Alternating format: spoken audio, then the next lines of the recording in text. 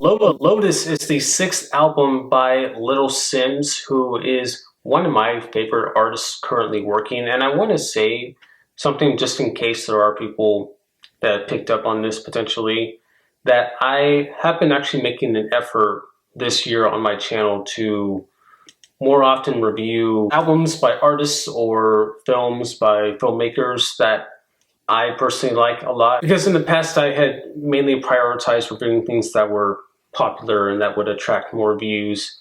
And yeah, I could have reviewed the new Lil Wayne album, The Carter 6, today if I wanted to. But between him and Little Simz, I'm just much more of a fan of Little Simz. So yeah, I'm picking this. I know the Wayne review would have definitely gotten more views probably than this will. But I'm a big fan of Little Simz, and I wanted to talk about this album, so that's what I'm doing. It's been a few years now since she came out with an album. There was the EP Drop 7 last year, but No Thank You came out in 2022, so it's been 3 years now. She actually is no longer working with the producer Inflow, at least for now, because of some financial conflicts at play between them. I won't go into details, but it's unfortunate what's going on there. But Miles Clinton James is helming the production on Lotus. But not to worry for any Little Simz fans out there, there is still plenty of great real instrumentation on this album, which is one of my favorite things about her music, is that there are a lot of real instruments being utilized, and that's no different with this new release here. It opens pretty strong and punchy with the track Thief, which, if you look into the lyrics, might actually be referring to what's going on between her and Inflow. In short, she loaned him some money over the years, I assume for the production on her albums, and he hasn't paid her back yet, and he owes her a lot of money. I say in short, but that's actually like pretty much what it is, what's going on. Just hypothetical thinking here, but it's a cool opening song. I like the attitude of it. The track Yun is an interesting one. I have done a little bit of reading on this album already, and I've heard that people do not like this song, and I get it, because the first time I heard it, I didn't really like it either. I was really put off by the hooks in the song, by her vocal inflections and whatnot.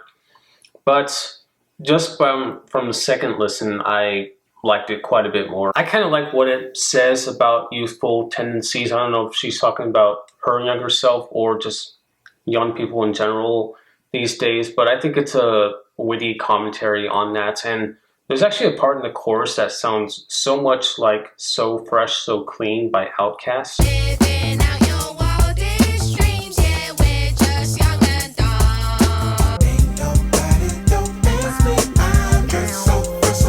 You guys hear that? I love the sample flip on Free, and I like what the song says about the importance of love and loving other people. And musically, this is a big standout track as well. The acoustic guitar strums sound great, and that bass, my goodness, I just want to wrap myself in a blanket of that bass. Like, turn the bass part into a blanket, and then I can wrap myself in it. Yeah. After this, the track Peace is a pleasant song. It has some decent vocal performances from the features Moses Sumney and Mira May. But instrumentally, I feel like it's a little more dull and repetitive, and it's also just a little bit redundant as far as the subject matter goes, coming after Free. And then Hollow is another one that is pretty and looks good on paper, but as a song, it just kind of comes and goes. It really feels more like an interlude rather than a song, and yeah, it's just whatever. I am indifferent towards it. We get some much needed life though in the following track Lion, with a great feature from Alban Jair. And side note, I recently heard his album Paradise Now, which is a new release from him, and the song that they made together, him and Simz, on that one, Talk Olympics, is really good. I recommend listening to it. I'll leave a little thing. It'll be here.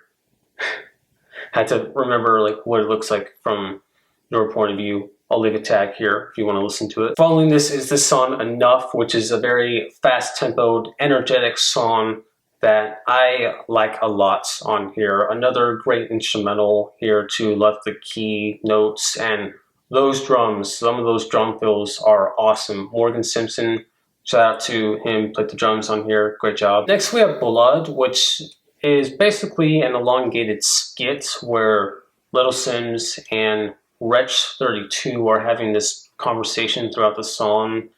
It feels like they're kind of go for kind of a We Cry Together vibe here, but it falls flat for me. I especially don't really like the little hooks and singing that are between these bits of conversation that these two are having.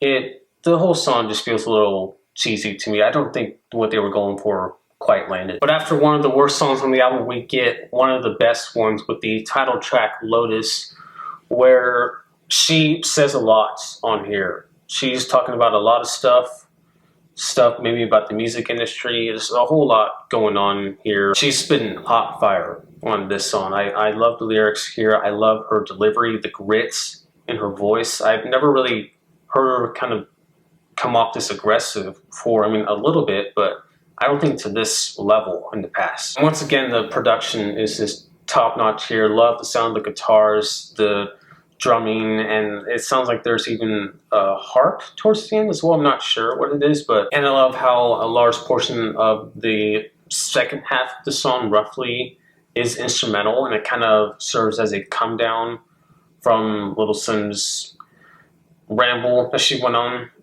for lack of a better word. It's great. It's a really effective track. After this, Lonely is a nice sort of breather after the intensity of Lotus. I like the lingering on the topic of loneliness, not only when like as a person living, but also specifically she touches on loneliness while making albums and the isolation that she might feel, or any artist feels from that. Sampha is a nice feature on here as well. He's not credited as a feature, but he's on here. And then Blue is a nice closing to the album, another pretty song, another good Sampha feature. And overall, I think this is a really strong way to close out the album, from Lotus to Lonely to Blue. It's a strong end to an album that was a little kind of all over the place at first with the quality. Musically, I'm pretty in tune with this album all the way. I dug the production. I dug a lot of the lyrics. I just don't think that all the song structures worked. I don't think she had the best chemistry with all the features. There are some rough patches, but the highs are very high. I think songs like Lotus and Enough are some of her best songs she's ever made to date. I don't enjoy this as much as some of her other albums, but I definitely liked it more than Drop 7. I think this is her best release since No Thank You. And overall, I would rate Lotus an 8 out of 10. Really solid album, and it had some songs that I was not expecting to hear. You know, like I said, some of her delivery even was different from how it had been in the past, but still some great writing on here. The production was great. But if you have heard this album, please let me know what you think of it. My favorite song would be Lotus, the title track. But what is yours? I want to know that too. That's all I got. Thank you for watching, and I'll see you in my next video. Peace out.